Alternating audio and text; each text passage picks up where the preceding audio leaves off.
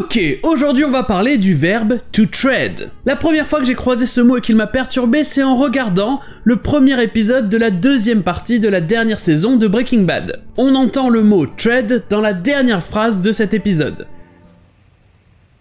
If you don't know who I am, then maybe your best course would be to tread lightly.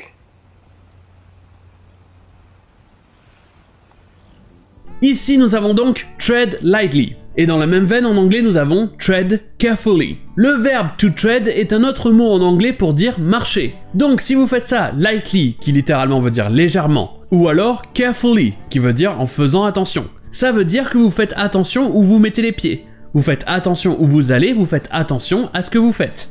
Et dans l'extrait de Breaking Bad, fais attention, tread lightly, c'est plutôt une menace, mais ça peut être aussi simplement un conseil, comme ici.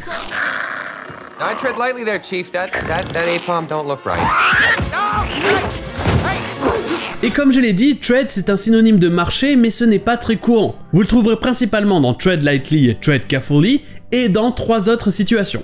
Tout d'abord, vous aurez l'expression tread water. Ici, il y a encore l'idée de marcher, mais cette fois c'est dans l'eau. Et par ça, je veux dire flotter sur place en battant des pieds, nager sur place. C'est comme si vous marchiez alors que vous étiez en train de flotter dans l'eau. Et ça veut aussi dire faire du surplace dans n'importe quelle situation. Ne pas réussir à avancer, ne pas faire de progrès. 5 years of ascent, 10 years of treading water, now race to the bottom. Ensuite, vous avez le nom treadmill. Ça, c'est un tapis de course. Ici, vous avez donc tread, ce qui est logique, parce qu'on marche ou on court sur un tapis de course. Et ensuite, vous avez mill. Ça, c'est un moulin. Imaginez ici le mécanisme qui tourne sur lui-même pour faire tourner le tapis. Treadmill. You were using your treadmill? Yes, and yes, Pete, I use it every day.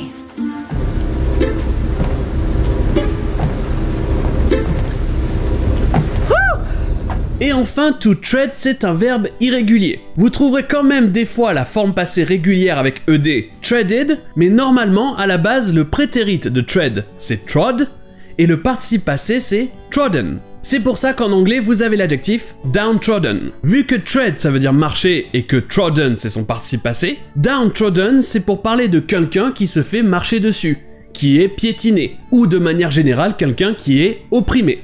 Et dans l'extrait que je vais passer, c'est un peu un jeu de mots entre ces deux sens. Être opprimé et être piétiné. Yes, he's always been a champion of the downtrodden.